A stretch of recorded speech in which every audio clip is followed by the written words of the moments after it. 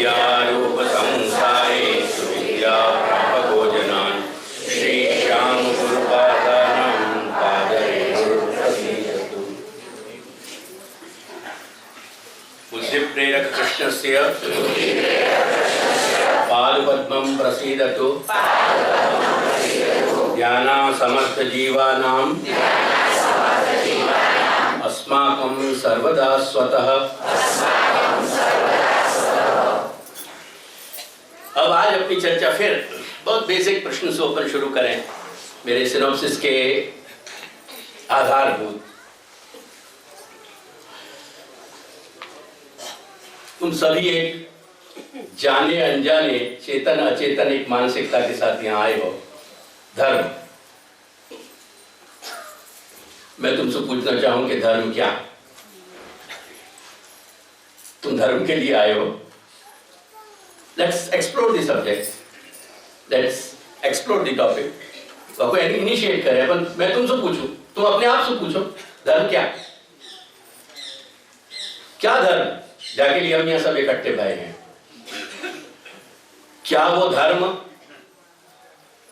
बहुत ही स्ट्रिक्टली, बहुत ही स्पष्ट दायरे में, क्या वो केवल हम तक सीमित है, या वो हमारे परिवार के द्वैत से सीमित है,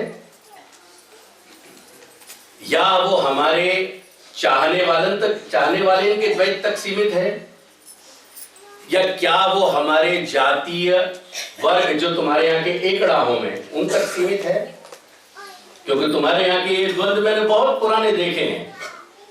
तुम्हारे यहाँ की रस्साकसी, मंदिरन की तुम्हारी सत्ता, आप फलाना छे એટલે આ સત્તા કેમ લઈ જાય ને અમારો અમે ફલાણા છીએ, नाम मैं भी सब ले लूंगा। तुम्हारे बहुत से एकड़ाएं मुझे याद हैं, तुम्हारी जाति याद है, पर कहीं ना कहीं वसु छीछा रहता है। ऐसे मैंने बहुत रस्साकसियां तुम्हारे यहाँ देखी हैं। तो क्या वो एकड़ा तक सीमित है? धर्म रिलेटेड है? क्या वो धर्म जाको हम जानना चाह रहे हैं तुम्हारे गांव तक सीमित है, तुम्हारे समाज तक सीमित है, या वो समाज जो तुम्हारा शहरन तक अब फैल गया और विदेशन तक फैल गया वहां तक सीमित है? क्या ये धर्म तुम्हारे देश तक सीमित है, या क्या ये धर्म कहीं अंतरराष्ट्रीय स्तर तक भी सीमित है? याद रखिए मेरे प्रश्न को। अगर मेरी बातन को जीवन में अपनाने की ईमानदारी नहीं रखनी है, जो कि नहीं रखोगे तो तुम अपने साथ बहुत बड़ी बेईमानी कर रहे हो, ध्यान रखिए। वो बेईमानी मेरे साथ नहीं है, वो बेईमानी तुम्हारे साथ है, और वाको फैसला कोई ना कोई दिन हश्र के दिन होए। जा दिन मालिक के सामने पेशी होगी, वह दिन वो फैसला जरूर होगा। लेकिन आज अपने आप में याद रखिए कम से कम ये बात, ताकि तुम खुद के साथ बेईमानी ना कर सको। ये धर्म के आयाम कहां है? यस, कहीं मानव के बहुत बड़े समूह, वो समूह जो या पृथ्वी पर सीमित है, हमारी आज तक की जानकारी में हमने भारतीय दर्शन ने, ये अमेरिका के थोरियां तो आज सीख जैसे जानने के लिए बैठे हैं कि सुदूर अवकाश में, स्पेस में कहीं कोई जिंदगी है कि नहीं। लेकिन हमारे वेद पुराण आदि अनादिकाल से कह रहे हैं कि ईश्वर ने बहुत सारे रूप धारण किए हैं और जीवन के स्पंदन बहुत सारे असंख्य रूपन में बिखरे हुए हैं और असंख्य लोकन में बिखरे हुए हैं। अस्तु, चर्चा वह बात की नहीं है। लेकिन हाँ, क्या को हम पृथ्वी मान रहे हैं, वह पृथ्वी से कहीं रिलेटेड है धर्म। लेकिन वास्तु हमारे प्रश्न का जवाब नहीं मिल रहा है। हमारा प्रश्न क्या है? मेरा प्रश्न तुमसे क्या आता हो? क्या धर्म जाके लिए तुम सब यहां आए हो, वो धर्म क्या? और सब समूह में नहीं आए हो। ज्यादा से ज्यादा अपने बहुत सगे या प्यारे की तुमको टिकट की चिंता होगी, बाकी तुमने सबने अपनी अपनी टिकट की चिंता करी है। इतना ध्यान रखिए, कोई की झंझट में नहीं पड़ना चाहे। आज ये दुनिया इतनी सिकुड़ गई, ये दुनिया जितनी एक्सपांशन भाई है, लोग कहेंगे आज ग्लोबल विलेज है। मैं कहूं कि यार क्यों छलावा क्रिएट कर रहे हो? आज ग्लोबल विलेज नहीं, आज घर ग्लोबल नहीं रहे हो। तुम्हारे घर की सीमा रेखा में इतने डिफरेंसेस हैं कि तुम घर के कोई अपने सगे और प्यारे से तुम प्यार नहीं कर पा रहे हो, काहे की ग्लोबल ब्रेन्स की बातें कर रहे हो, धरातल पे आओ सच्चे। तो जितनी दायरे हमारे बढ़े हैं उतने दायरे हमारे सिकुड़े हैं, हमारे दिल के। दुनिया की सीमाएं हमने बढ़ाई होंगी, क्योंकि सीमा बढ़ाने को सीधो संबंध इकोनॉमी से है। अगर तुम्हारी जमीन 1 वर्ग फीट बढ़ गई तो 1 वर्ग फीट के तुम एनकैश ज्यादा करो। सीमाएं बहुत बढ़ गई, लेकिन दिल की सीमाएं बहुत घट गई। वो हमारे यहाँ एक ब्राह्मण यहाँ हमारे द्वार पे रहे हो करते हो, तो कहते हो कि ममता बढ़ गई है रे लाला, तो वो बढ़ गई है लाला, वो आस्थाएं अपनी घट रही हैं, उनको नाम ही घट रही है लाला और बढ़ रही है लाला। तो दायरे हमारे जरूर बढ़े हैं, लेकिन दिल के दायरे बहुत संकुचित भये हैं। तो प्रश्न वहां है कि हम कौन सो, हमको जो ला रहे हो वो धर्म क्या है? हाँ, हमारे सारी धरती पे जो मनुष्य को जो समाज है वाके साथ कहीं धर्म जुड़े हुए हैं अपने अपने तरीका से। प्रश्न यहाँ धर्म के विभेदन की, विभाजन की चर्चा नहीं हो रही है। हाँ, कहीं देश के स्तर पे धर्म जुड़ रहे हो है, ये बात और है कि आज भारतीय समाज संपूर्ण इतना भीरू बन गया हो कि वो अपने आप को हिंदू धर्म को समाज नहीं कह सके। ये ग्लानि का विषय है। छोटो सो नेपाल अभी भी हिंदू धर्म की दुहाई दे पा रहे हो, लेकिन हाँ, देश के साथ भी कई धर्म के संबंध हैं, लेकिन वो चीज हमको यहाँ नहीं ला रही है। हमारे शहर, हमारे गांव, हमारे समाज, हमारे एकड़ा, ये सब कुछ धर्म से कहीं ना कहीं रिलेटेड हैं, और कहीं ना कहीं धर्म की दुहाई हर एक स्तर पे दी जाए, for personal reasons, for selfish reasons, for political reasons और फॉर एनी डैम रीजन, पर रिफर किया जाए उनको, ख्याल आया? पर वो भी दायरे हमको यहां नहीं ला रहे हैं। Therefore, हमको अगर जो यहां ला रहे हो है,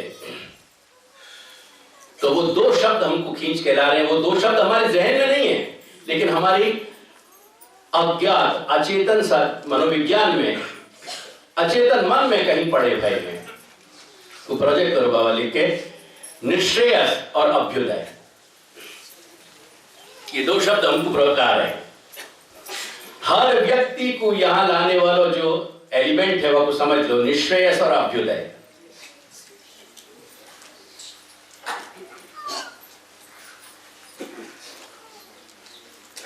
ये निश्रेयस जो है ना, ये सिर्फ तुम्हारी चेतना से जुड़ रहे हो, और अभ्युदय तुम्हारे अपने इनकी चेतना से जुड़ रहे हो। क्योंकि हर मनुष्य की दुनिया में 2 बड़े प्रबल अस्तित्व हैं, मैं और मेरे, हूं अने मारा। बोलो या से ज्यादा कोई नजदीक बात है तुम्हारे कोई के दिल में हो तो हाथ उठाइए। मैं और मेरे के सिवाय कहीं कुछ है? कोई भी सुघटना होवे, बहुत अच्छी घटना घटित होवे, तो सबसे पहले आंखें खोजें अपने उन प्यारे इनको के जिनके चेहरा पे हर्ष की कहीं तरंगे फूट रही हैं।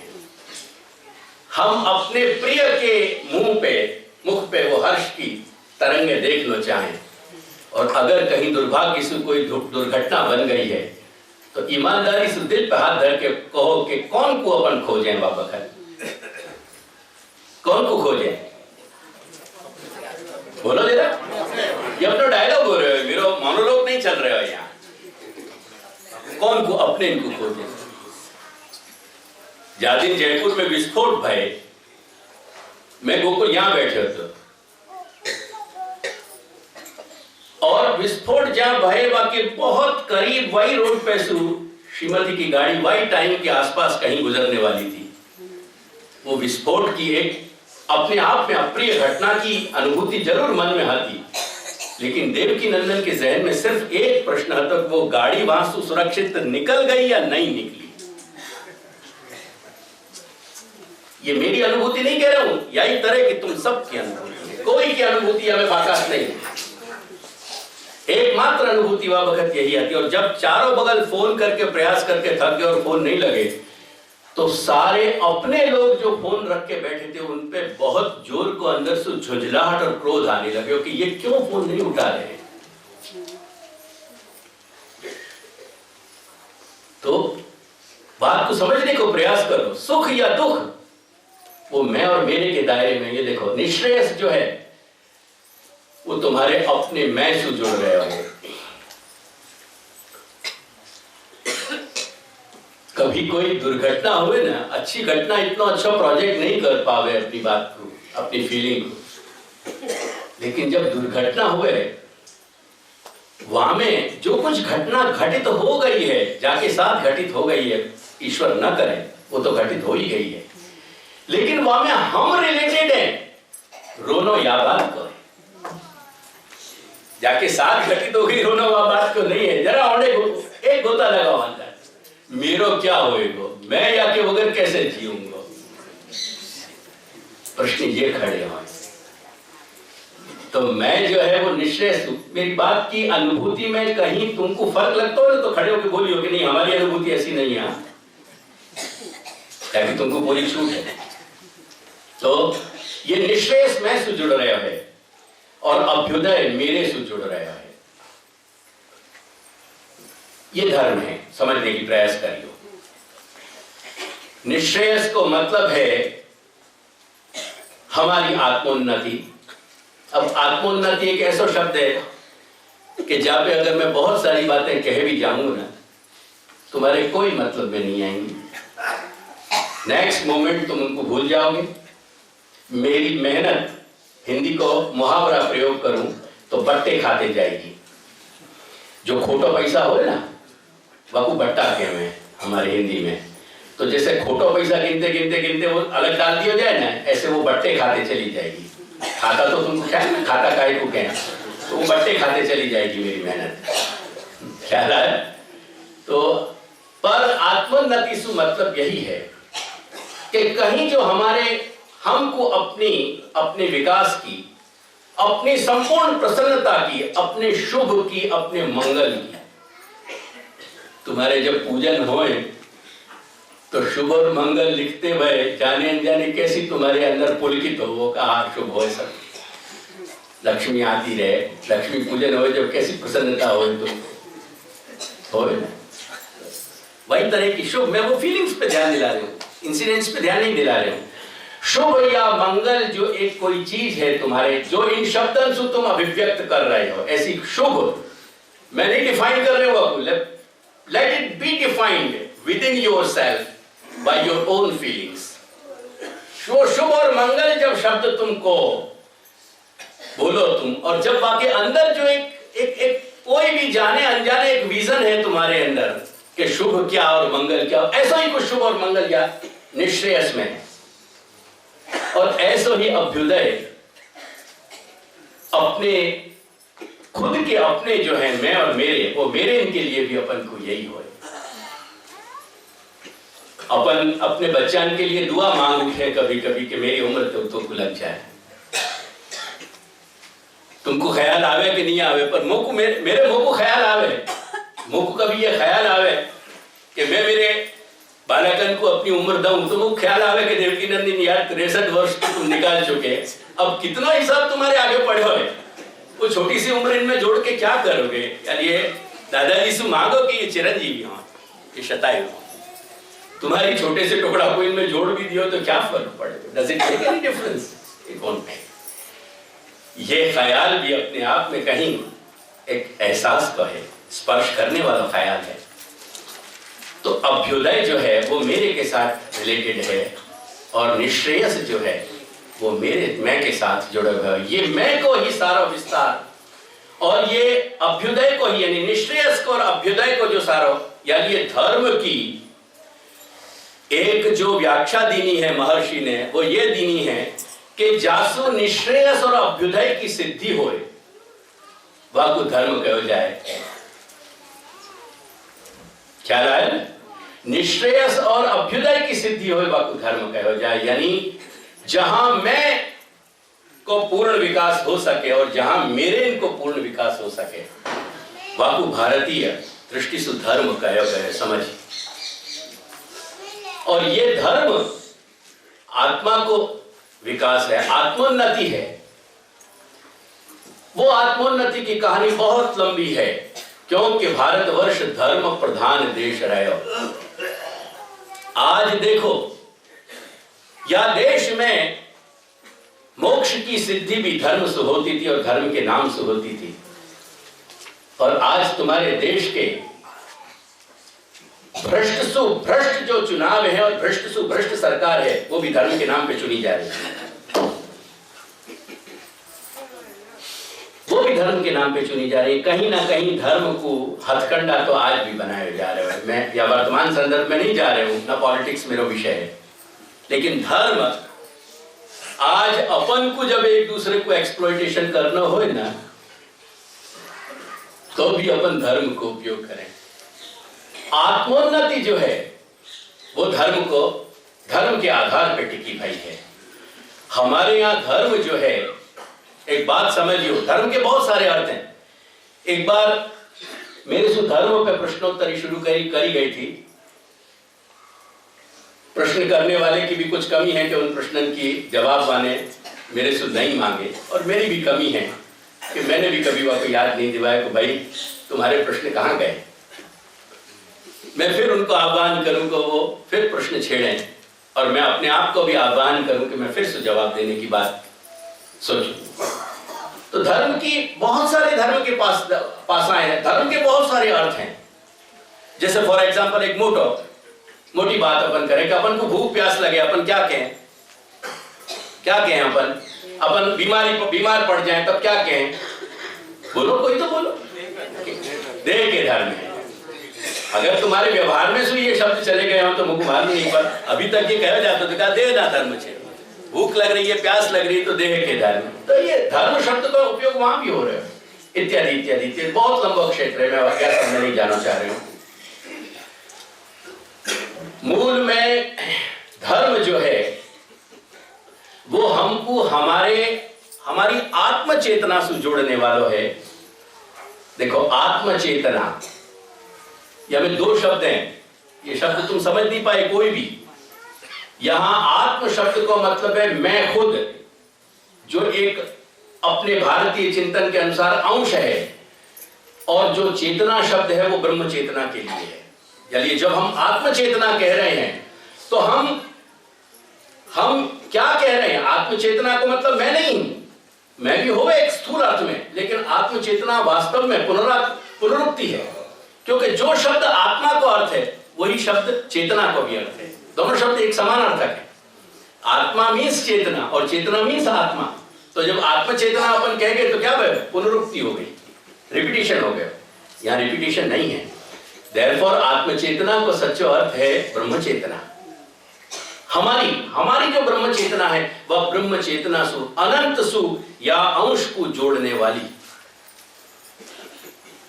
मेरी बात समझ में आ रही है? कहीं अपन अभ्युदय की बात अभी नहीं कर रहे हैं, केवल अपन निश्रेयस की बात कर रहे हैं।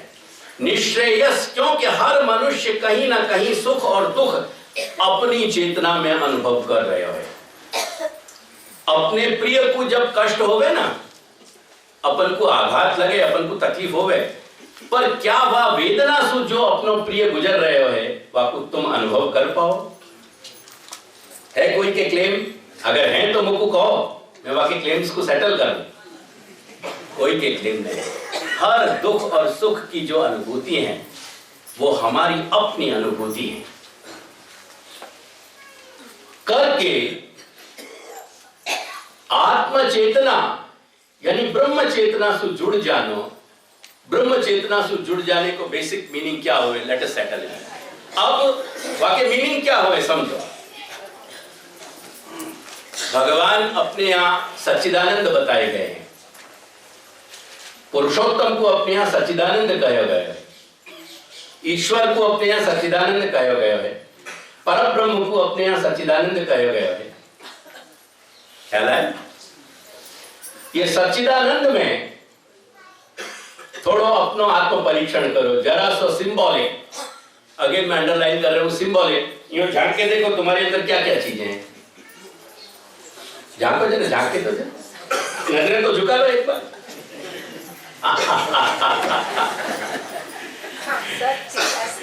ऐसे भी क्या दादागिरी की नजरें न झुके।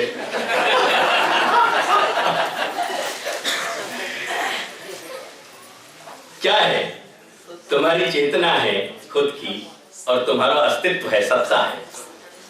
एक बहुत बड़ा एलिमेंट जो मिस कर रहे हो वो आनंद है, जाकी खोज है अपन सब जीव मात्र को। वो फिर अपन होए कि जो वर्णाश्रम से विभाजित और वर्णाश्रम से संचालित रहे हमेशा, या धर्महीन कर्महीन संस्कारहीन तौरियाएं हुए, म्लेच्छ समाज हो। बाकी कुल मिलाकर के बात इतनी ही है कि सब जगह आनंद की, सुख की खोज है अपने अपने तरीका से। अब ये आनंद जो अपने मनुष्य यानी अपने जीव होने की प्रक्रिया में शुरू हो गया, अपन को जीव कहा जाए। अपन दूसरे धर्म संस्कृति की, समाज की, सभ्यता की बात नहीं कर रहे हैं, अपन भारतवर्ष की बात कर रहे हैं। अपन के यहाँ अपन को जीव के में अपन बराबर। और ये जीव शब्द को ये ईंट ढोने वालों जो मजदूर बेलदार है ना, वो भी समझे, वो डिफाइन कर पावे कि नहीं। जब वो ये कहे ना, हमारे जैसे हमारे ब्रज की बात करूं, अरे लाला आज तो हंस रोए रोए, वो हंस शब्द क्या है शायद तुम लोग विचार में पड़ जाओगे। वो जब हंस कह रहे हो, वो हंस जीव को ही कह रहे हो, आत्मा को कह रहे हो। वो बेगार ढोने वालों, ईंट ढोने वालों बेलदार जाने का हंस शब्द को क्या तात्पर्य। इसलिए अपन सब जीव शब्द सुपरिचित है। तो ये जीव जब अवस्था को प्राप्त भय ना, हमें सबसे बड़ी तकलीफ ये है कि आज अपने पास आनंद नहीं है। और आनंद नहीं है यही को बाल बोध में कहो जा रहे हो। ये जब जो कह रहे हो ना तुम, वो दोष क्या है वो समझाओ। बोलो तुम लोग बहुत बोलो, जीव तो स्वभाव थी दुष्ट छे। क्योंकि जब तुमको सामने वाले को टोपी पहरा नहीं होए तो बहुत आसानी से ये हथकंडा मिल जाए। हमारे एक मित्र है यहाँ वैष्णवन में भी, वो मित्र हमको अक्सर टोपी पहराते रहे। और वो जब पहरा में तो जीव स्वभाव थी दुष्ट छे कह के पहरा जाए। तो जैसे कोई सितारे जड़ी भाई मखमल की, वो पुराने लोग ध्यान है, पुराने पिक्चर में 50 साल पहले के लोग टोपी पहन के फोटो खिंचाते थे, बच्चा है उस वाकु सलमा सितारे की कहते हैं हमारे यहाँ। तो वो सलमा सितारे की टोपी पहले भय वो उनके पहना जाए कि अब एक बार गुरु जी को टोपी पहरा जीवा स्वभाव तो दुष्टा बहुत जल्दी। वो दोष क्या है? वो दोष जो है वो यही है कि वहां में से आनंद निकल चुके है करके वहां कहा जा रहे हो कि जीवा स्वभाव तो। क्योंकि जितनी भी, अब क्या तो बदलेगी ये दुनिया, और अपनी भी तबीयत आई समीर, अब अपनी भी तबीयत क्या बदलेंगे। अब जैसे हम हैं स्वयं, हम जैसे हैं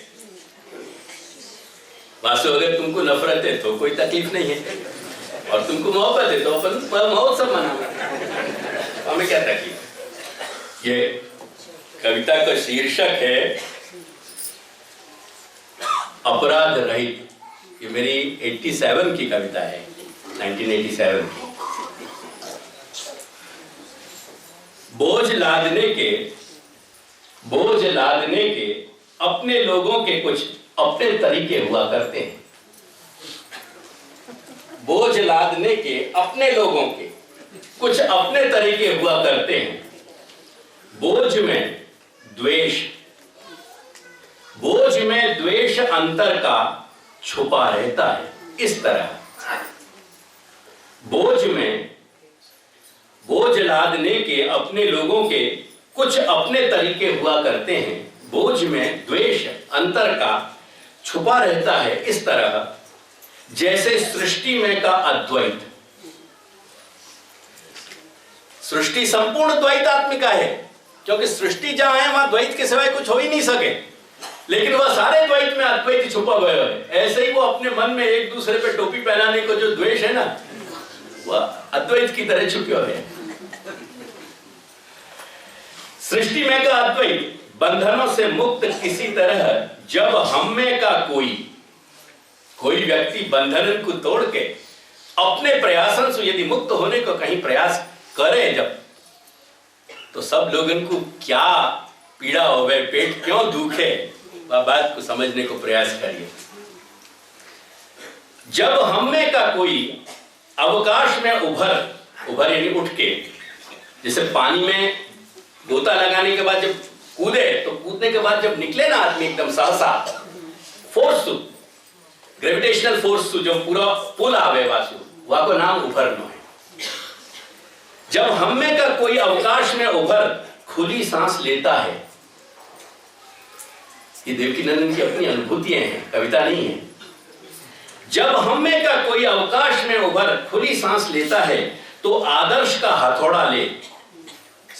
मुझको बहुत सारे लोग कहते हैं प्रवास नहीं करो ना नहीं करो तो सृष्टि टूटी, जैसे घबरा जाता हूं मैं, गिल्टी कॉन्शियस हो जाता हूं, कहते सृष्टि भी कर जाएगी। बहुत समय के बाद ख्याल आया कि यार तू सृष्टि को करता है कि सृष्टि को तो लोग दबड़ा रहे। अरे जब तू सृष्टि को करता नहीं, सृष्टि उनकी है, वो तो कुछ सद्बुद्धि देंगे, इंस्ट्रूमेंटलिटी को जितना काम करने को उतना काम तू करेगा, सृष्टि उनकी है। सृष्टि टूटने की अगर बात कहनी हो तो वहां जाके को बेचारे यानी लोअर डिविजनल क्लर्क को तुम जो है दबड़ा रहे है क्या? तो अब हम में का कोई अवकाश में उभर खुली सांस लेता है, तो आदर्श का हथौड़ा ले हम कर्तव्य का चौखट ठोंक देते हैं। वो कर्तव्य की चौखट वाके चारों लगाते हैं अपन, फ्रेम भी तो चौखट है ना एक तरह की, वी नेवर थिंक, लेकिन एक्चुअली वो चौखट है। तो आदर्श का हथौड़ा ले हम कर्तव्य का चौखट ठोंक देते हैं, द्विपाद से चतुष्पाद खोजते हुए सर पर रखने को। मनुष्य द्विपाद है, लेकिन जो सामने टोपी पहना के बोझ लगाना चाहे ना, वो अपने आप को अपन को सामने वाले को चौपा है वो समझे। जैसे पशु पे बोझ लाद दिया जाए, ऐसे आदर्श को बोझ बेटा लाद दे। यह कविता को सोचिए, तुमको बड़ी अच्छी लगेगी दिल से, क्योंकि हमें तुम्हारी भी कहीं ना कहीं अनुभूति, क्योंकि तुम भी कहीं ना कहीं कर्तव्य के थोड़ा सा मारे भाई, कोई ना कोई घर में बाहर कहीं ना कहीं बेटा सु, बेटी सु, पत्नी सु, कहीं ना कहीं कोई ना कोई कर्तव्य को हथौड़ा लेके खड़ा है तुम्हारे पास। सो डोंट गेट जस्ट कि तुम दूध सुनाए, तुम भी कहीं ना कहीं हथौड़ा से पीड़ित हो। चल है तो द्विपाद में चतुष्पाद खोजते हुए सर पर रखने को बलिदान, त्याग और उत्तरदायित्व के ढेर चढ़ाने को बेचैन। ये शब्द ऐसे है ना, बड़े रोचक लगे और सामने वालों समझे कि क्या मैकेनिज्म है, क्या फिट हुआ है शब्द जाके। बलिदान, त्याग और उत्तरदायित्व के ढेर चढ़ाने को बेचैन सूक्ष्म स्मित लिए। मन हंस रहा हो कि कैसा पहनाया है। सूक्ष्म स्मित लिए भर देते हैं वह चौखट, जो चौखट ठोकी हमने आदर्श के हथौड़ा से हम बैठा देंगे। देख क्या फाइन लग रहे हो तेरे चित्र। अरे दुनिया याद करेगी तुमको, अरे तो को याद करेगी कि नहीं करेगी यार बाबू, वो तो अपनी याद सु गए बेचारो, वो करेगो क्या। यूं स्वतंत्र की उड़ान, हमारा अंशी स्वतंत्र है ना, करके हम भी स्वतंत्र तो हैं ही। तो ये खोज तुम्हारी क्या है, ये दोष में से निकल के तुम कहां जाना चाह रहे हो, क्या होना चाह रहे हो तुम स्वतंत्र होना चाह रहे हो। ये स्वतंत्र हो जानो, यही को नाम मुक्ति है, यही को नाम मोक्ष है। क्योंकि स्वतंत्र या वक्त अंशी भाव जब तक प्राप्त नहीं होएगा तब तक स्वतंत्रता नहीं, स्वतंत्र नहीं है तब तक परतंत्र ही है। जादिन अंश भाव मिट जाएगा, इन द सेंस कि जादिन अंश अपने अंशी के साथ रिलेट हो जाएगा, जादिन वो संबद्ध हो जाएगा, वादिन वो स्वतंत्र हो जाएगा। करके स्वतंत्र की उड़ान परतंत्र बन ऊपर उठने को लालायित। स्वतंत्र विकास को आस्वादन कब कर सके कोई, कि जब स्वतंत्र होते हुए वो पहले एक बार परतंत्रता स्वीकारे और परतंत्र होके फिर उठे, तब वो विकास को टेस्ट कर पाए, नहीं तो टेस्ट नहीं कर पाएगा। ख्याल आया कि नहीं? करके, क्योंकि ईश्वर को अपनी सर्जन को, अपनी सृष्टि को सारों का सारों आस्वादन करना, तो हर कण कण को करके वाने अपने आप को हर रूप में ढाल दिया। क्योंकि वो अगर ढालतो नहीं तो वाकु पुनः अपने सामर्थ्य को ही आनंद नहीं आता। करके जब उपनिषद प्रश्न करे कि आखिर में ये परब्रह्म परमात्मा परमेश्वर सर्वतंत्र स्वतंत्र अचिंत्य कार्य करता, ये कर्तुम अकर्तुम अन्यथा कर्तुम कहां स्थित है, कहां रह रहे हो, या को निवास कहां है? तो उपनिषद कहे कि स्व महिमनी तिष्ठति, वो अपनी महिमा में रह रहे हो। श्री महाप्रभु बतावे कि ब्रह्मवाद के दर्शन से ब्रह्म कहां है? अपनी महिमा में। क्योंकि अब स्वयं की महिमा के सिवाय कौन वह धारण कर सके? या लिए अपने सामर्थ्य को आस्वादन करनो, या को नाम ही महिमा है। ये जितने गुणगान अपन गा रहे हैं ना धौलपद संग्रह में, और जितने भी वेद शास्त्र में जो कुछ सुन रहे हैं, ये सब कुछ एंटायरली ब्रह्म की महिमा है। ये महिमा के सिवाय अन्यत्र कुछ भी नहीं, यही यश है सब।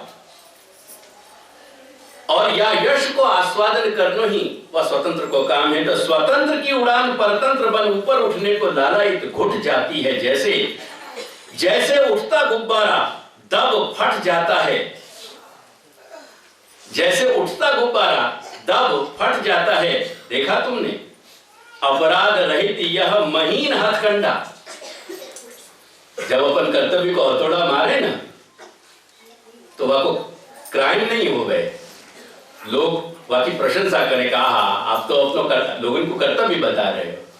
तो कर्ता अपराध रहित यह महीन हथकंडा, हत्या का हम तुम और सबके हाथ में, अपन सबके हाथ में है ये। मैं वह संदर्भ में ये कह रहे तो कि जो मैं और मेरे के बीच के भी जो रिलेशन है ना, वो मैं और मेरे बीच के रिलेशन इन सब दायरे में बहुत अंदर गए हुए हैं। सब एक दूसरे पे एनक्रोच कर रहे हैं, याद रखियो। क्योंकि कोई एक दूसरे को कहीं कोई दायरे में स्वतंत्र नहीं होना देना चाहे। क्योंकि जब जो स्वतंत्र हो जाएगा ना, वो दूसरे के लिए वह को मिसयूज और एब्यूज होना बंद हो जाएगा। जब तक दूसरे लोग हमारा मिसयूज और एब्यूज करना चाहे, तब तक हमारा स्वातंत्र कहीं नहीं। यानी ये धर्म वो है जो तुमको हर चीज में से कहीं स्वतंत्र बना पा रहे हो। अब ये दुर्घटना क्यों हुए? ये सारे की सारी ये निरीहता, हर जगह अपन कहीं ना कहीं अपन असमर्थ हैं, अपन कुछ नहीं कर पा रहे। वो देखो, ये सबसे बड़ी क्या बात भाई, याद देखो, जीवा स्वभाव तो दुष्टा को, वो दोष क्यों आए? वक्त दिखाओ बेटा। देखो, सबसे पहले जब आनंदांश तिरोहित हो गया ना, जाकी सारी बात चल रही है, तो वह में क्या भयो? जब ऐश्वर्य भगवान में जो है, और वह को छींटा लिए भय जो जीव है, क्योंकि भगवत जीव का दूसरा नाम क्या है? भगवत अंश। तो जो अंशी में है वो अंश में भी होना चाहिए ना। लेकिन आनंद जो ईश्वर में है, जो अंशी में है, वो तिरोहित कर दियो, वाले इनऑपरेटिव बना दियो हमारे अंदर, वो इनऑपरेटिव कर दियो। तो क्या परिणाम आयो? जो ईश्वर के अंदर, यानी जो अंशी के अंदर ऐश्वर्य है, वो हमें से गायब हो गया। क्योंकि वो आनंद की सारी वर्किंग है। तो जब ऐश्वर्य ज्ञान जब गयो, तो क्या भयो? देखो, वो आगे बढ़ाओ बेटा, देखो, ये ऐश्वर्य जब चलो गयो, तो तुम अपन सब में पराधीनता आ गई। और जो जितना ऐश्वर्य भोग पा रहे हो, ध्यान रखियो, वो कंपैरेटिवली अपने प्रारब्ध और कर्म के कारण कंपैरेटिवली भोग पा रहे हो। जैसे for example, lower divisional class पे अपर डिविजनल क्लास जो है वो सत्ता जमा रहे हो। वह अपर पे फिर एक है, फिर बाकी ऊपर, एग्जैक्टली ये हायरार्की पे चलते चले जाओ। दुनिया में जहां जितने अंश में सत्ता दिखाई दे रही है, कहीं ना कहीं उतने अंश में सारी की सारी सत्ता वो अधीनत्व या पराधीनत्व या स्वाधीनत्व रिलेटिव है। वो कहीं को पूर्ण विराम नहीं है। लेकिन एक या सब की सच्चाई एक है कि हर व्यक्ति कहीं ना कहीं पराधीनता अनुभव कर रहे हो। वो अपने आप में कहीं सर्वतंत्र स्वतंत्र नहीं हो पा रहे हो। ये ऐश्वर्य के जाने से यानी ऐश्वर्य जब आनंदांश के अंतर्गत जो आनंद के अंतर्गत रहे भय जो ऐश्वर्य की जो सामर्थ्य है वो जब चली गई, क्या भय? अब वीर्य जब चलोगे तो क्या भय? देखो, वीर्य चलोगे ना, इम्यून सिस्टम खत्म हो गया। अब जब इम्यून सिस्टम खत्म हो गया तो क्या भय? एक छोटे सी सर्दी जुकाम जैसी भी असर हो जाएगी ना, वो जाएगी नहीं। फिर ये दुनिया भर में जो बहुत बड़े बड़े लेख लिखे जाए ना एड्स पे, वो एड्स क्या है फाइनली? कुछ भी नहीं है। आपको एक सीधा सा इज इक्वल टू का फॉर्मूला में ले आओ, failure of immune system is equal to AIDS, और कुछ भी नहीं है। वो इम्यून सिस्टम खत्म हो गया। वो अपने आप में बीमारी नहीं है, जैसे डायबिटीज अपने आप में बीमारी नहीं है, लेकिन बीमारी, सारी बीमारी को एक राज सिंहासन देने वाली अगर कोई सामर्थ्य है तो वो डायबिटीज है। ऐसे ही इम्यून सिस्टम जो है ना वो फेल हो जाए तो एग्जैक्टली जो हमारे जीव चैतन्य, जो हमारे अंश चैतन्य को जो मैकेनिज्म होता, जो फोर्स थी, जो पोटेंशियल थी, जो प्रोग्रेस था तो हमारे अंदर, वो प्रोग्रेस जो है डिसअपियर हो गया। यानी ये सर्व दुख सहनम, कहीं ना कहीं हर सुख की अनुभूति में एक आशंका है दुख की, कहीं ना कहीं, कि अरे ये खत्म ना हो जाए। जितनी बड़ी एम्पायर बनाते चले जाओ, तुम देखो, मैंने देखे बहुत सारे लोग मेरे सामने डेवलप होते हुए, एक की दो की तीन फैक्ट्री हो जाए ना, उनके मोह और ज्यादा बढ़ जाए, क्योंकि अब तक एक फैक्ट्री भी संभालने की तकलीफ नहीं आती, अब 3 फैक्ट्री संभालने की तकलीफ आ गई। अब तक एक के फेलियर को दुख का कष्ट नहीं आता, पर अब 3 को फेलियर को हो गया कष्ट। और वो पाछे अपने तक सीमित नहीं रहे, अपने बेटा को सौंप दियो तो भी रहेगा। बेटा की अगर बेटा के हाथ से फेल हो गया तो क्या होएगा? अपने बाप ने तो कभी नहीं सोची थी कि ये भैया को फेल होएगा के पास होएगा। कैसे सुखी जीव आते वो। अपनी मेरी पीढ़ी के पिता कि जिनको कोई तकलीफ नहीं है, अपनी पीढ़ी के पिता आनंद ले रहे हैं हर ने। कारण क्या है कि वो दुख की अनुभूति हर प्रगति में, हर सुख में कहीं ना कहीं देखियो एक सूक्ष्म, जैसे तुम्हारे 500 या 1000 को नोट हो ना, वो बेसिक वेरिफिकेशन का इशू हो है, एक वो सिल्वर लीड हो गए ना वहाँ के अंदर, वह लीड से हो है, वो तार जब बापू प्रमाणित कर देने कि मैं बैठे हूं अंदर, तो आप तुम प्रसन्न हो जाओ।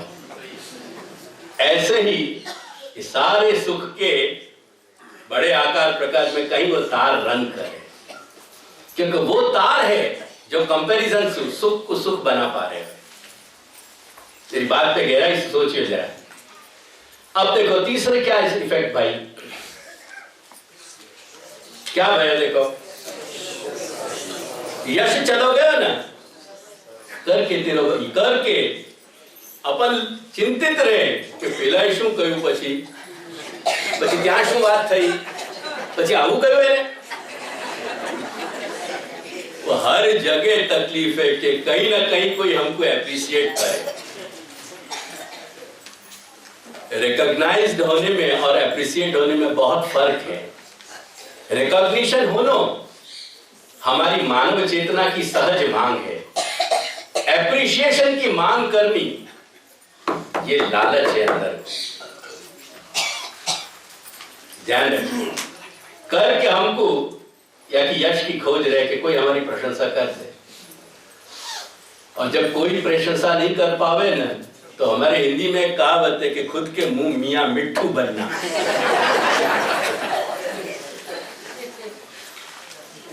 हमारे एक परिचित वृद्ध हैं, वो वृद्ध जब बैठे हैं तो वो आत्म पुराण ही सुना में, उनको ये चिंता नहीं रहे कि बाबा साहब विराज रहे हैं कि नहीं, गुरुजी हैं कि नहीं मेरे, कि फलाणाમાં એવું થયું પછી मैं આવું કરી નાખ્યું, પછી આમ આ રીતે થઈ ગયું। जब भी मुझको जब उनको मिलाप होवे तो मैं समझ गई उनको आध घंटा अब अपनी वाणी को आराम दे दो, करण श्रवण सब तो सुख ले समझे ना, तो ये गति चलती है वो, तो वो अपने मुंह खुद मियां मिट्टू बनने को प्रोसेस चल जाए, ये या तो परिणाम है। देखिए अब देखो नेक्स्ट, देखो इन सबन को गहरे स्तर पे लीजिए, ये सारे हमारे जीवन पे काम कर रहे हैं।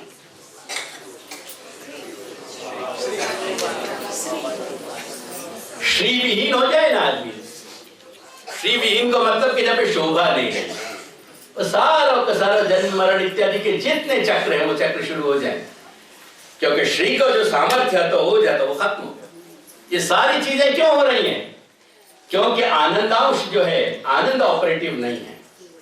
ये सारे दोष चल रहे हैं। जीवा स्वभाव तो दुष्टा, वो स्वाभाविक रूप से दुष्ट हो गए। ख्याल आयो? अब क्या भयो देखो आगे,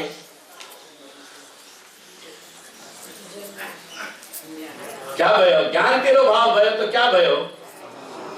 सारे दुर्घटनाएं शुरू हो गई। ये जो अहम और मम के सारे खेल हैं, जो सेंट्रलाइज्ड है, सबसे बड़ी, जो हमारे चैतन्य की सबसे बड़ी आइडेंटिटी है अहम, वो ऑपरेटिव हो गया। और वैराग्य जाने से क्या भयो देखो, या में तीन घटना भाई देखो, या में ज्ञान के जाने से एक तो अहम बुद्धि आई, एक विपरीत ज्ञान अपन को होने लगे, और या को उदाहरण है अपस्मार सहितस्य इव, यानी सन्निपात जो हो जाए, जैसे निमोनिया की एक्सट्रीम स्थिति में सारे अनुसंधान खो जाएं देह बुद्धि के, वो सारे अनुसंधान खो के मनुष्य कुछ भी बड़बड़ा तो रहे, कुछ भी कोई भी तरह के रेगस में चलो जाए, वो कोई भी तरह के रेगस में वो तड़प तो रहे, बोल तो रहे, कुछ भी कहो, जैसे अपस्मार को रोगी, जैसे सन्निपात को रोगी, जैसे निमोनिया के केस को जो रोगी अपने सारी सुध बुध खो बैठे, ऐसे या की स्थिति हो जाए।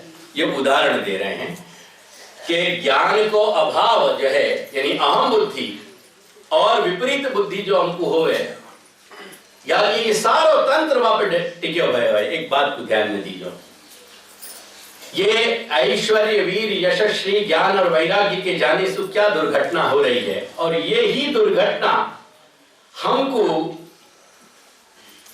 हमारे सुख में आड़ी आ रही है। सुख को दूसरा नाम अगर हम आनंद मान के चलें, तो आनंद में कहीं प्रतिबंधक बनने वाला जो एलिमेंट है वो ये है, और यह एलिमेंट को या को दूर करनो, यही सारे धर्मन की अपने अपने स्वभाव अधिकार भेद सु कहानी है। धर्म मात्र को प्रयास है कि मनुष्य दुख सु दूर हो, दुख को अभाव हो जाए और सुख की प्राप्ति हो जाए। सारे धर्मन को मूल यही है। जीवा स्वभाव तो दुष्टा, दोषा भावाय, और यही बात की थीम ध्यान देने को प्रयास करियो। दोषा पंचविधा स्मृता में कही गई है। सदोष जीव को निर्दोष ब्रह्म से संबंध कैसे हो सके, यही थीम है सारी। मैं धर्म की बात कर रहे हैं, वहां ध्यान रखिए। और वो धर्म कौन से स्पेसिफिक संदर्भ में है, ये बात मैंने स्पष्ट कर दी नहीं कि निश्रेयस और अभ्युदय के संदर्भ में। धर्म को बहुत सारे दृष्टि बिंदुओं से डिफाइन किया जा सके, पर आज जो विषय अपना चल रहे है, या ये 3 दिन जो विषय अपना चलेगा, वो निश्रेयस और अभ्युदय की बात है। निश्रेयस को नाम ही है आत्मोन्नति, आत्मविकास या परमानंद की प्राप्ति। कोई भी नाम से अपन कह सकें। निश्रेयस को मतलब ही परम सुख है, निश्रेयस को मतलब ही मुक्ति है, निश्रेयस को मतलब ही स्वतंत्रता है, निश्रेयस को मतलब ही अपने जीव चैतन्य को विकास है। वो जीव चैतन्य को अपन चैतन्य के अर्थ में कहते हैं या सदैह चैतन्य के अर्थ में, बात देखिए, क्योंकि बात हो रही है अपने सदैह चैतन्य की बात हो रही है। क्योंकि न मैं सदैह चैतन्य के बिना तुमसे कुछ कह पाते हो, न तुम सदैह चैतन्य के सिवाय कुछ सुन पाते। यानी ये बात जो घटित हो रही है वो वहां घटित हो रही। तो जो निर्दोष ब्रह्म, श्री महाप्रभु के सामने क्या समस्या आती है? क्यों श्री महाप्रभु चिंतित रहते?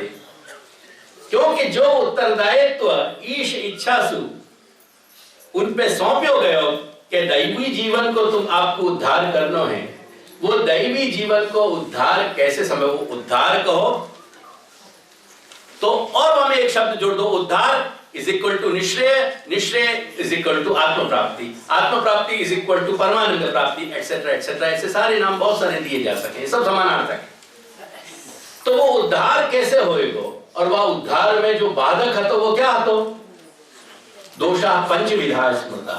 ये 5 प्रकार के जो दोष हैं और उनमें बेसिकली कहां तकलीफ है? देखो वो पुरुषोत्तम जी की पंक्ति प्रोजेक्ट करो बेटा, दोष की जो ने त्रिविध स्तर पे जो दोष बताए आप निकाल दो, वो यहाँ शायद अपन ने नहीं किए। देखो सहज, सहज शब्द को क्या मीनिंग है एक बात समझ लीजिए।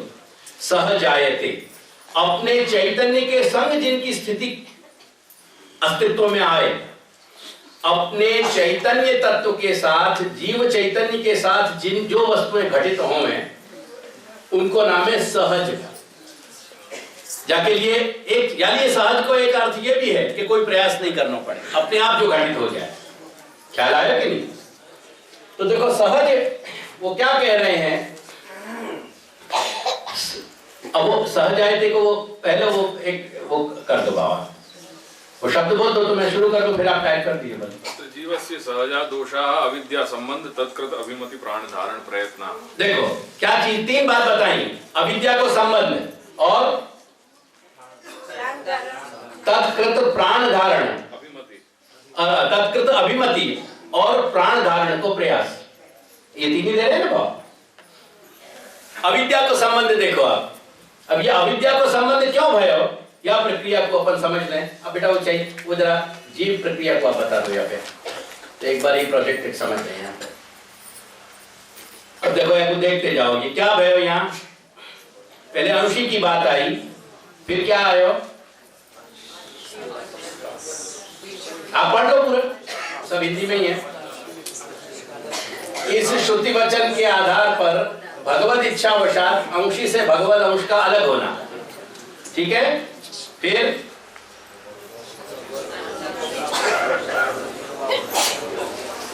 आनंदांश का तिरोधान होना, उसके बाद आनंदांश को तिरोधान भयो, फिर क्या भयो, निर्बल हो जाना।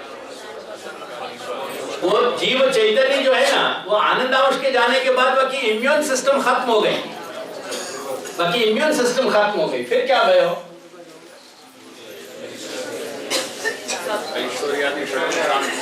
जो 6 अंश हैं उनके अंशभूत, उनके जो छिंटा जीव जो भगवत अंश में आते वो खत्म हो गए आनंद अंश के जाने के कारण, वो भी तिरोहित हो गए। परिणाम त्याग अंश का स्वयं चित्त शक्ति से व्यामित होकर प्राण धारण का यत्न करना।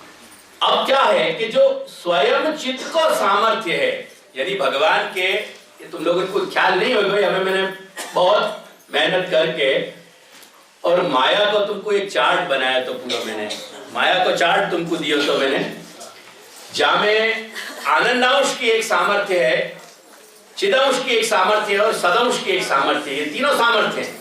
तो चिदंश की जो सामर्थ्य है वह सामर्थ्य को नाम व्यामोहिका माया है, और वो व्यामोहिका माया स्वयं क्योंकि वाके साथ रहने वालों जो चिद को अंश है, वो चिद को अंश अब वाको इम्यून सिस्टम खत्म हो गया, वो वीक हो गए, वो वीक हो गए करके वामेश्व आनंदांश तिरोहित हो गए करके वो स्वयं की ही वो ताकत स्वयं पे हावी हो गई।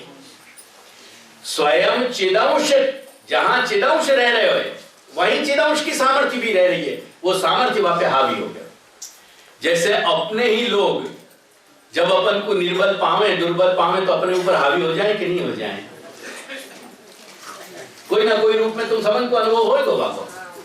तो ऐसे ही वो चिदंश की सामर्थ्य वहां पे हावी हो गई, और वाके कारण वो व्यामोहन के कारण, क्योंकि अब वो आपके पास ज्ञान का अंश तो है नहीं, यदि ज्ञान का अंश नहीं होने के कारण वो प्राण धारण में प्रयास में जुट गया, वाकई प्रति आकर्षित हो गया, वो प्राण धारण करने लगे। प्राण धारण करने को मीनिंग क्या है, एक बात समझो सेंट्रली,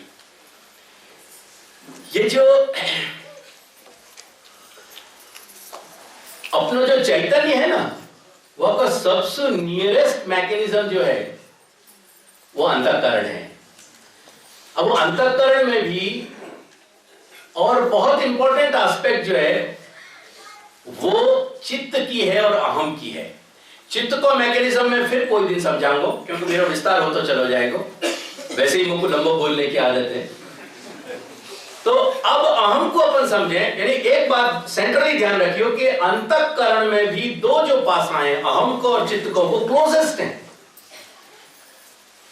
अब वहां में भी एक कहानी अहम की ओर सुनो। अहम को अपने यहाँ कहो जाए चिद अचिद ग्रंथि रूप। भाईला ख्याल आया ना? चिद और अचित, ये भाईलाल को नाम याद लीजिए क्यों, बहुत पठित है, वो बहुत अनुसंधान है इंसान। तो चिद और अचित दोनों ही चीज यहाँ में मिश्रित हो रही है। चित जो है क्योंकि वो चैतन्य की कहीं इफेक्ट ले रहे हो डायरेक्ट करके वो चित है, क्योंकि चित्त को ही वो एक्शन है, वो चित्त की ही फंक्शन है। यूं समझो जैसे मशीन और चलती भाई मशीन, तो जो चलना है मशीन को वो क्या है, वाको फंक्शन है। अब एग्जैक्टली वो फंक्शन को तुम मशीन से सेपरेट नहीं कर सको। Could you do that? क्या वो फंक्शन को वो मशीन से पर्टिकुलर मशीन से तुम अलग कर सको? पर क्या वो मशीन एग्जैक्टली मशीन, वो फंक्शन मशीन है? तो प्रोजेक्ट हो गया ना माथे पे, एग्जैक्टली वो वाकिद है, यानी वो इनसेपरेबल है। इनसेपरेबल है यानी वो चिद अंश है, वो चित्त को असर है वाकई। और वो अचित है क्योंकि वो इंद्रिय है, अंतःकरण है करके वो जड़ है, वहां में चित्त नहीं है। तो चित्त और अचित को एक वंडरफुल कॉम्बिनेशन है। तो चित्त और अचित को एक बड़ो आश्चर्यजनक कॉम्बिनेशन होने के कारण अहम जो है, अहम अपने आप में चित्त से कम नहीं है। वो तुमने देखी थी कोटक महिंद्रा की एक एड आती थी कि बरखुरदार पैसा खुदा तो नहीं है पर खुदा से कम भी नहीं है। बड़ी मजेदार एड आती थी कि बरखुरदार पैसा खुदा तो नहीं है लेकिन खुदा से कम भी नहीं है। तो मैं ये कहूं कि बरखुरदार अहम चित्त तो नहीं है परंतु चित्त से कम भी नहीं है, वो चित्त से कम भी नहीं है। ख्याल आया ना? करके वो चित्त की सामर्थ्य होने के कारण वो एक ऊर्जा को डेवलप, जा ऊर्जा को अपन प्राण कह रहे हैं। ये प्राण जो वायु के रूप में प्रवाहित हो रहे हैं, ये भी वस्तु स्थूल है, ये ध्यान रखियो। जा बखत अपने अंदर के कॉन्स्टिट्यूशन में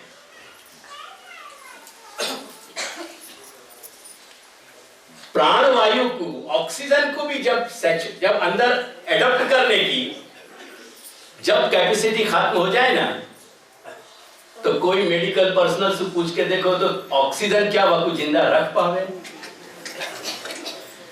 वो अंदर वाके अंदर सैचुरेट होनी चाहिए, वाके अंदर एब्जॉर्ब होनी चाहिए, इम्बाइब होनी चाहिए, वाकु सिस्टम एडॉप्ट करेगा।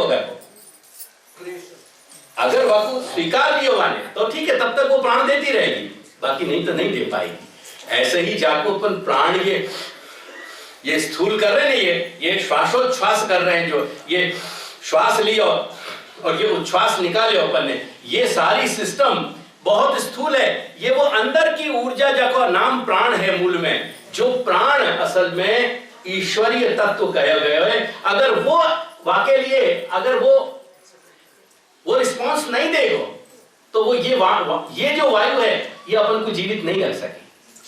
या वायु के रेस्पॉन्स के लिए वो प्राण ऊर्जा अपेक्षित है। तो अहंकार दो एक्शन दे रहे हो, एक प्राण ऊर्जा को वो जनरेट कर रहे हो और एट द सेम टाइम वो अपनी इंद्रियन को सामर्थ्य दे पा रहे हो, पोषण दे पा रहे हो। एक मजेदार बात कभी तुमने ऑब्जर्व करी है कि नहीं? अनकॉन्शियस जब मनुष्य हो जाए तभी तो बाकी इंद्रिय फंक्शन करती रहे। क्यों? क्योंकि कहीं ना कहीं वहां के अंदर इंद्रियन को पोषण देने का जो सिस्टम है वो अभी अहम से प्रॉपर वो चैनलाइज है। अहम कॉन्शियसनेस के रूप में यानी चैतन्य रूप में व्यवहार में रिस्पॉन्ड नहीं कर रहे हो, पर चैतन्य रूप में कॉन्शियसनेस में मींस लाइफ ऑर्गेनिज्म के रूप में वो रिस्पॉन्ड कर रहे हो। ये बात को समझ के चलिए। करके ये प्राण ऊर्जा और इंद्रिय पोषण ये दो फंक्शन करे अपना हम। चित्त की कहानी और है के साथ, पर वो आज का विषय नहीं है। तो ये जो प्राण है ये वो प्राण धारण की बात यहां चल रही है, ध्यान रखिए। यानी सेम टाइम पे एट दी सेम, ये एग्जैक्टली एक बात ध्यान रखिए, ये कोई ऑर्डर में बात नहीं आ रही है कि पहले ये घटित भाई, इवन यहां भी ये जो ऑर्डर बताया गया ना, या कोई एज एन ऑर्डर समझने के लिए, घटित होने के लिए नहीं है, ये ध्यान रखिए। घटित होने के लिए नहीं कि साइमल्टेनियस सारी चीजें घटित हो सके भगवत इच्छा से। तो जो चिदांश में सु आनंदांश तिरोधान भयो इनऑपरेटिव हो गया, वह आनंदांश के तिरोधान होने के कारण जो सारी निर्बलता आई भगवत अंश में, जाके कारण वह इम्यून सिस्टम यानी बाकी जो सामर्थ्य थी वो फेल हो गई, जाके कारण बाकी खुद की व्यामोहिका माया ने वहीं वाके साथ रहने वाली व्यामोहिका माया वहां पे चढ़ बैठी, वाके वासु दब जाने के कारण,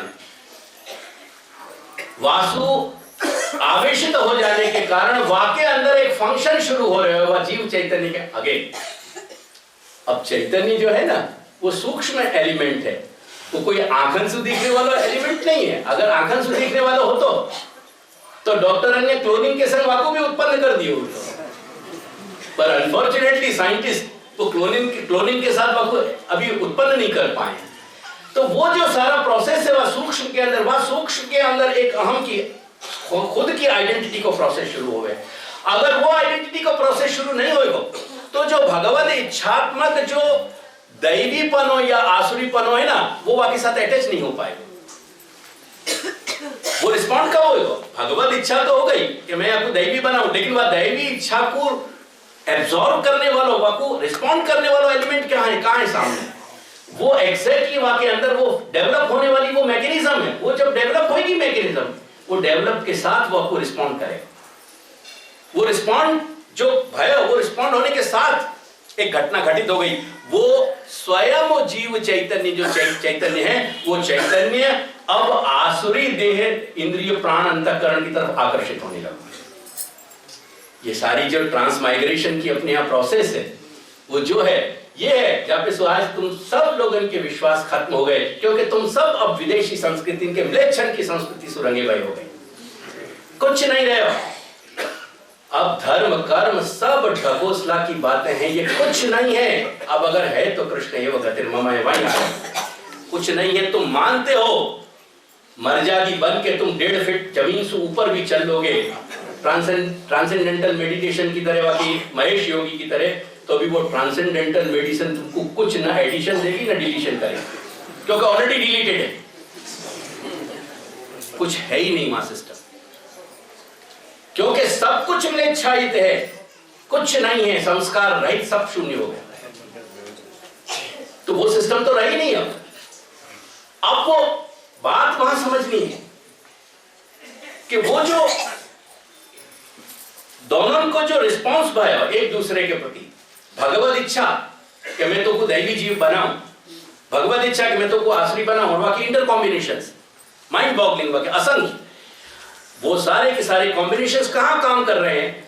वो जो अहम की प्रक्रिया साइमल्टेनियस डेवलप भाई वहां के अंदर, जीव चैतन्य के अंदर, वो चैतन्य के अंदर डेवलप होती भाई वो अहम की प्रक्रिया को रिस्पॉन्स दे रही, रिस्पॉन्ड कर रही, और रिस्पॉन्ड करने के कारण वो जो अहम यानी वो जो चैतन्य है, जब में अहम को मैकेनिज्म डेवलप हो चुके हैं, वो चैतन्य अब जो असद वासनाएं उनकी तरफ अट्रैक्ट हो रहे हैं, उनको पकड़ रहे हैं। वो समस्त असद वासनाएं जो, अब वो वासनाएं क्या है? अगेन ये सारे शब्द ऐसे कि जिनको हम बोले पर समझे नहीं। ये वासनाएं जो है असल में हमारा जो अंतःकरण है वही वासना है। अंतःकरण अगर ऑर्गन हो तो ना कभी आप अगर कनु भाई स्वभाव सेव करा तो कि भाई अब एनी डिफिनेशन તમે આપો, પણ अनफॉर्चुनेटली अंतःकरण ऑर्गन है नहीं, करके मेडिकल फैकल्टी में आपको कोई प्रूफ नहीं है। ख्याल है कि नहीं? ब्रेन है, अभी ब्रेन को सब ये डिफाइन कर देंगे बैठ के, let us define mind, you can't, क्योंकि माइंड जो वो ऑर्गन नहीं है। सवाल में यह बात को है, क्या बात को समझने को प्रयास करो। तो अंतःकरण जो है वो अगेन अपने आप में वृत्ति है। ये मैं कई बार समझा चुके हो। वृत्ति क्या है? वृत्ति एक फंक्शन है। फंक्शन क्या है? ये मैंने हाथ हिला दियो, ये हाथ तो मेरी उंगली के साथ फंक्शन हो गया। ये फंक्शन कहाँ है? उंगली में। अगर है तो आप निकालो ढूंढ के।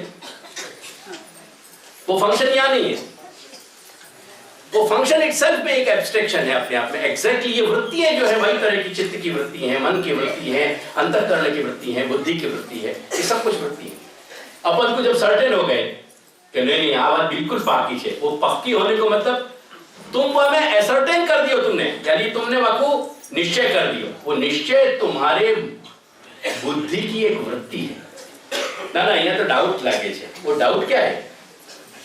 डाउट कोई ऐसा एलिमेंट है जिसको एक्सट्रैक्ट करके निकाल सको, जैसे नारंगी या मौसमी जूस निकाल दें अपन। Let's do it. कोई संदेह निकाल के दिखाए तो संशय, विपर्यास, विपरीत ज्ञान इत्यादि ये जितनी भी 5 वृत्तियां बताई है वहां श्री महाप्रभु ने तृतीय स्कंद सुबोधिनी में, ये सब के सब बाकी वृत्तियां फंक्शंस हैं। तो ये फंक्शनल जो सारा का सारा जो एलिमेंट है, ये सारी वृत्तियां वासना है वास्तव में। इन्हीं का दूसरा नाम, व्यापक नाम वासना है। पंच तन मात्रा, ये पंच महाभूत अपन ने सबने सुने कि पंच महाभूत काय में सुहाए, काय में सुहाए? पंच तन्मात्रा में सुहाए। पंच तन्मात्रा ही पंच महाभूत को जो रूप है, कौन कौन सी हैं?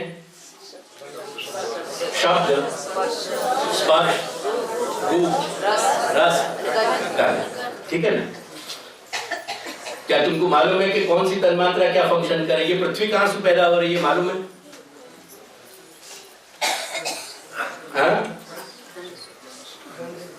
कौन ने कही? मैं आपको धन्यवाद देना चाहूंगा, थैंक्स। कम से कम उम्र के लिहाज से नहीं, पर मेरे या श्रोतान में कोई प्राइमरी को स्टूडेंट है। सॉरी प्राइमरी कह रहे हूं, पर एक विद्यार्थी बता रहे हो। गन तेज कहां से बने हो? हाँ अग्नि कह दो। अग्नि और तेज तो एक ही बात है, हमें क्या नई बात कह रही है? तेज कहां से हुआ? अग्नि कहां से बनी? अंदाज लगा, पर लगा तो सही। एग्जैक्टली ये जितने भी स्थूल क्रिएशन है ना, यही ढंग से इन 5 में हुआ है। ये 5 भी जब हमारे अंतःकरण के कॉम्बिनेशन में जुड़ जाए ना, तो ये भी वासनात्मक बन जाए। ये भी पूरे वासना के रेंज में आ जाएंगे। इन सब को वासना शब्द से कहा जा रहा है। इन अदर वर्ड्स, इन सब को नाम सूक्ष्म देह है, जिसको नाम लिंग देह है। बहुत सारे लोग सूक्ष्म देह करके कहने वाले हो में, तो लोगों को ख्याल नहीं होगा कि लिंग देह या सूक्ष्म देह से हम क्या डिफाइन कर रहे हैं। शब्द अंडरस्टैंड समझ में आ रहे हैं, पर बाकी कॉन्सेप्ट समझ में नहीं आ रहे हैं। That's the whole thing. तो ये जो सूक्ष्म वासना है, ये सूक्ष्म वासना हमारे आगे के ट्रांसमाइग्रेशन को सारा आधार बन रहा है। जब अब हमारा जीव चैतन्य जो है, वो जीव चैतन्य कौन सी तरफ आकर्षित हो रहे हैं, वो सारा डिपेंड करे कि वो जो रिस्पॉन्स भयो एक दूसरे को, हमारे अहम को और भगवत इच्छा को, वो रिस्पॉन्स होना ही एग्जैक्टली सद या असद रूप में। देयरफॉर वो आपने लिखे हो कि सद वासना या असद वासना नहीं लिखे ना, तो वाको समझ लो। अगर भगवत इच्छा आसुरी जीव बनाने की है वाके अनेक असंख्य कॉम्बिनेशंस में, तो वो असद वासना से वाको आधार बन जाएगा। यानी वो जो जीव चैतन्य है, वो भगवत इच्छा के कारण असद वासना की तरफ रिस्पॉन्स देने लगेगा।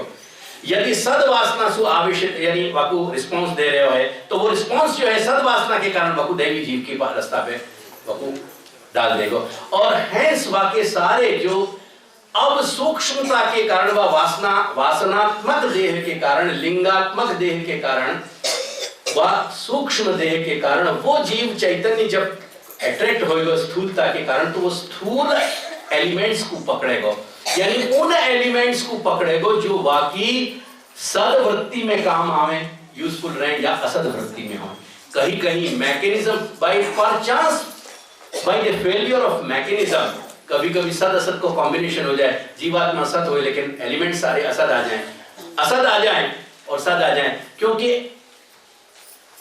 एक्सीडेंटल जो घटनाएं हैं that is the very nature of the divinity.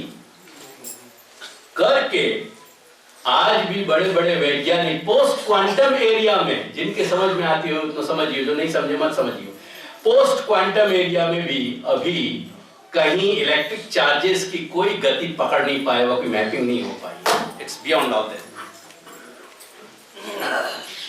Means uncertainty is the very nature of the certainty. Therefore, कभी कभी सर्टेन कॉम्बिनेशन में mind boggling and amazing and wonderful inter combinations uncertainty के हो में, और कर के वहां में जीव देह जो है दैवी है, लेकिन देह इंद्रिय प्राण अंतःकरण जो है आसुरी मिल गए। अब रोज की रस्सा कसी चल रही है, वो देह इंद्रिय प्राण वाकु भोग की तरफ खींच रहे हो, वासना की तरफ खींच रहे हो, और जीवात्मा वाकु डिवाइन की तरफ खींच रहे हो। ये पूरा पुल जो है रस्सा कसी जो है सब तुसी चलती रहे। ऐसे बहुत सारे उदाहरण अपन को देखने को मिलेंगे। ये सारा कॉम्बिनेशन जो है, इन सब की चिकित्सा हमारे यहां धर्म में खोजी गई। इन सारी आपत्तियों की चिकित्सा हमारे लिए धर्म में खोजी गई, जो धर्म निश्रेयस से रिलेटेड है। अपन निश्रेयस की चर्चा कर रहे हैं। चर्चा निश्रेयस की है कि हमारे सेल्फ जो कॉन्शियसनेस है हमारी, वह आत्म चैतन्य में, अब मैं यहाँ चैतन्य के अर्थ में कह रहे हूं, परब्रह्म के रिलेशन में आत्म चैतन्य नहीं कह रहे हूं, इतना ध्यान रखिए। तो जो हमारा आत्म चैतन्य है या आत्म चैतन्य के पूर्ण विकास, यानी दुख की समाप्ति सर्वथा और नित्य सुख की प्राप्ति, वो बात चल रही है। क्योंकि रिलेशंस में या रिलेटिव बात नहीं चल रही है। रिलेटिव सुख मिल जाए, रिलेटिव सुख सुविधा मिल जाए, वो बात तरह की बांध छोड़ जो तुम गुजराती में कहो, बात तरह की लेन देन नहीं हो रही है। बात है दुख की अत्यंत निवृत्ति और सुख की आत्यंतिक प्राप्ति। इन अदर वर्ड्स, दुख की आत्यंतिक निवृत्ति और सुख की आत्यंतिक प्राप्ति।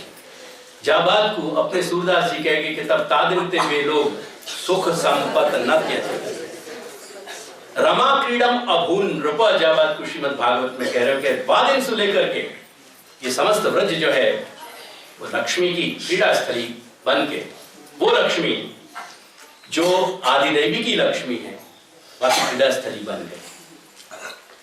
तो तब तादिनते वे लोग सुख संपत न त्यजें, वह बात की, वह निश्रेयस की चर्चा अपन करने बैठे हैं। वह निश्रेयस की चर्चा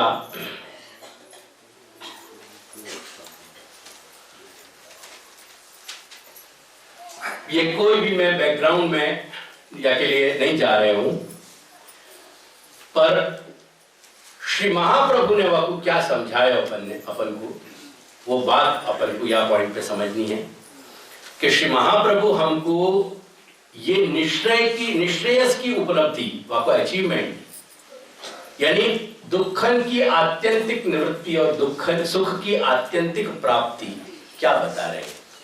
जाके लिए हर आदमी की टिकट तुमने बुक करी है वहां से, गुजरात से जब तुम यहाँ आए, काय के लिए आए? तुमने धर्म के लिए आए। वो धर्म क्या है? वो निश्रेयस और अभ्युदय की बात है।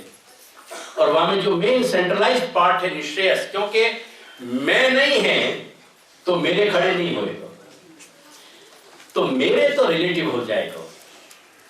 मैं जो है ना वो रिलेटिव नहीं है, मेरा रिलेटिव टर्म है, लेकिन मैं रिलेटिव नहीं है। करके जो मैं से सेंट्रलाइज्ड पार्ट रिलेटेड है, बाकी बात अपन कर रहे हैं। और वह श्री महाप्रभु कैसे विजुलाइज कर रहे हैं, बात हमने ये समझ ली नहीं कि ईश्वर सु सच्चिदानंद सु अलग होने वाला जो एलिमेंट है, जो अंश है, वह को नाम हम जीव कह रहे हैं। जो जीव सु हम सब परिचित हैं शब्द सु। जब मैंने हंस का उदाहरण दिया कि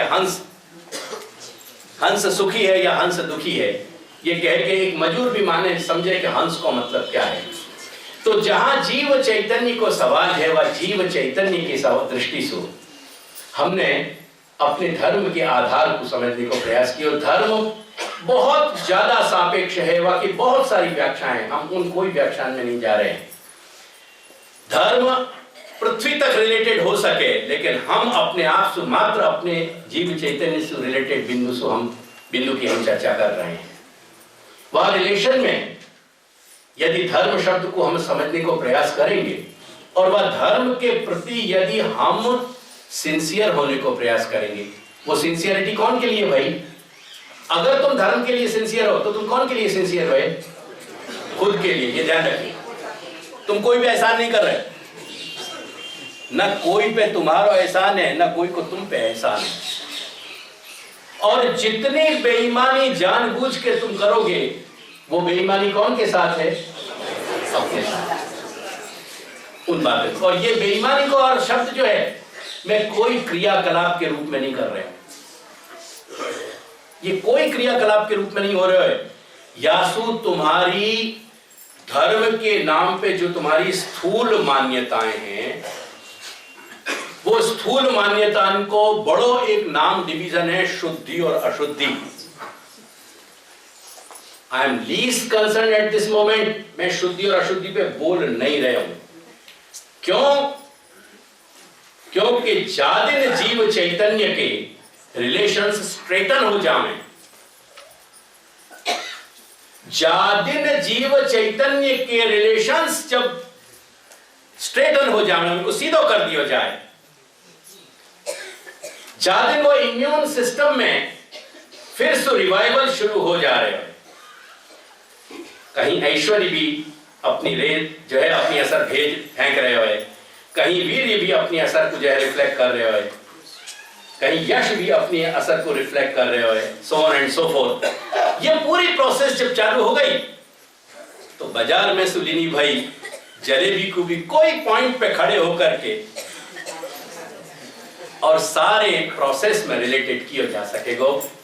स्मरण रखियो कि ना मैं तुम्हारी मेरी चर्चा कर रहे हूं, ना आज के बाजार की, ना आज की बाजार की जलेबी की बात कर रहे हूं, या तो मैं पीछे सुलझाऊंगा, पर एक बात समझा रहे हूं, वो बाजार के बीच में खड़े होकर के भी वो जलेबी को जहां पहुंचना था और जहां जो रिलेटेड होना था वो सब कुछ घटना घट गई। अन्यथा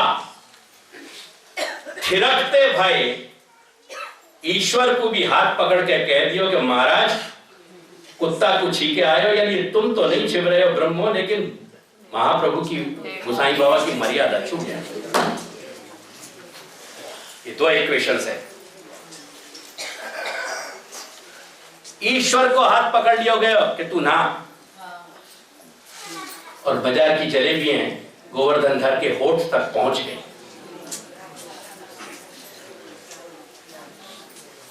करके मेरी चर्चा स्थूल नहीं है। तुम मरजाद और कंतान में लिपट के अपनी चमड़ी की जगह कंतान सिलवा के और रास लीला करो, आई एम लीस्ट कंसर्न।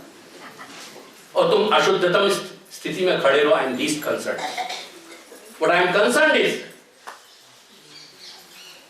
कि हमारे और अंशी के बीच में, अंश और अंशी के बीच में क्लियरेंस हो रहे हो, अंश और अंशी के बीच में निश्रेयस को क्लियरेंस हो रहे हो, धर्म घटित हो रहे हो।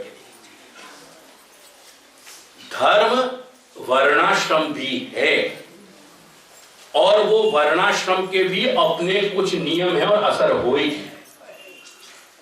ख्याल आयो क्या? वह वर्णाश्रम के भी अपने असर हैं और बाकी असर हो ही। वो शब्द मुझे याद आ गए, चलिए मैं ऑन द स्पॉट सुना दे। नहीं आते तो नहीं सुना दो। करके करे कि यन मूर्तो कृतम, जो कुछ भी तुमने स्वरूप के रिलेशन में कर दियो, जब तुम बिना समझे सोचे बोलो तत्सुख, जब दिन तत्सुख करोगे ना वह दिन शीर्षासन हो जाएगा। और अगर ब्लड प्रेशर से भूले चुके पीड़ित होगे ना तो दुर्घटना घट जाएगी। करके ब्लड प्रेशर वाले को शीर्षासन वर्जित है। ये मालूम है कि नहीं मालूम हो तो मेरे शब्द में योग और तुम्हारे शब्द में योगा, कि टीचर को पूछिए ख्याल आयो कि नहीं, क्योंकि अपन अंग्रेजन की संतान हो गए, ये योग नहीं बोल सके, योगा बोलना पड़े अपन को। तो यद मूर्तम कृतम सर्वम भगवती भवती, जो कुछ स्वरूप के संग तुम उपचार कर रहे हो तत्सुख को, वो सब स्वरूप स्वीकार रहे हो। ये महाप्रभु को बहुत टॉल स्टेटमेंट है। अब करके या तो दूसरा पासा देखो खूबसूरत, एवंच समान न्यायेन। समान न्याय क्या? ये समान न्याय क्या है? जो नियम यहाँ अप्लाई हो रहे हो वो यहाँ में भी हो, आपका नाम समान न्याय है नहीं आया क्या? एवंच समान न्यायेन मूर्तौ अपराधोपि भगवद अपराधः इति ज्ञातम्। अगर मूर्ति से संबंधित, स्वरूप से संबंधी कोई अपराध कर दियो तुमको, तो वो भी भगवान एक्सेप्ट करेगा, वो भी भगवान रिस्पॉन्ड करेगा, यानी भगवान वह अपराध को भी फील करेगा। तुम्हारे तत्व सुख को ही नहीं फील कर रहे हो, वो तुम्हारे द्वारा किया गया जो अनुचित कृति है, जो गलत काम है, वो वाकई भी भगवान तक पहुंच रही है वो बात, यानी तुम भगवान को कष्ट दे रहे हो।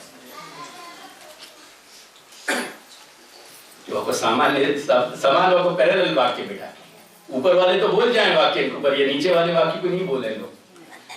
वो कह रहे कि यन मूर्तम कृतम सर्वम भगवती कृतम भवति एवंच समान न्यायेन मूर्तौ अपराधोपि भगवद अपराधः इति ज्ञापितम्। अगर भगवत स्वरूप के विषय में कोई अपराध कर बैठोगे ना, तो वो अपराध भी कहीं ना कहीं वज्रलेप तो बनेगा ही, क्योंकि वो वृत्ति भी कहीं ना कहीं असर तो छोड़ेगी करके। मेरा प्रश्न तुमको अपराधी भाव अनुभव कराना नहीं है, मैं ये कह रहा हूं कि अगर तुमने कोई बेईमानी करी तो वो कौन के संग करोगे? कौन के संग? खुद के संग। पहले वहां हो, अपन निश्रेयस की बात कर रहे हैं, मेरी बात को अनुसंधान रखो थोड़ा। अगर तुमने धर्म जान के अगर बेईमानी करी तो कौन के, बाकी तकलीफ कौन को होगी? वो बेईमानी खुद को होगी। और ईमानदारी रखी तो बाकी लाभ बेनिफिट दूसरे को मिल जाएंगे क्या? There you are. अगर बेनिफिशियरी हो तो तुम स्वयं हो, और अगर कहीं घाटे में हो तो भी तुम स्वयं हो करके। ये डबल स्टैंडर्ड जो धर्म में रख रहे हो ना, दिखाओ को, ये या भ्रांति में से बाहर आ जाइए। धर्म परिवार और प्रिय से रिलेटेड भी है, लेकिन वासु पहले धर्म केवल आत्म चैतन्य से रिलेटेड है। और मेरी चर्चा को जो भी विषय है वो धर्म जो है वो तुम्हारे जीव चैतन्य से रिलेटेड है, वहां चल रही है। क्योंकि वो बात ही निश्चय की है, जब वो अदर रिलेटेड हो जाएगा तो अभ्युदय में चलो जाएगा, वो निश्चय में नहीं रहेगा।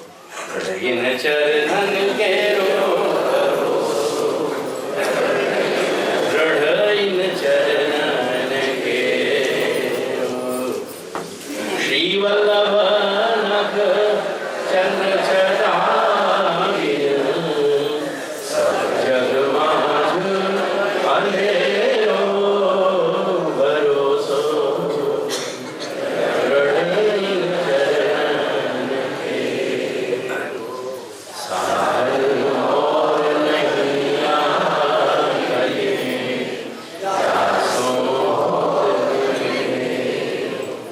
सूर कहाँ कहे विधिनाम रो,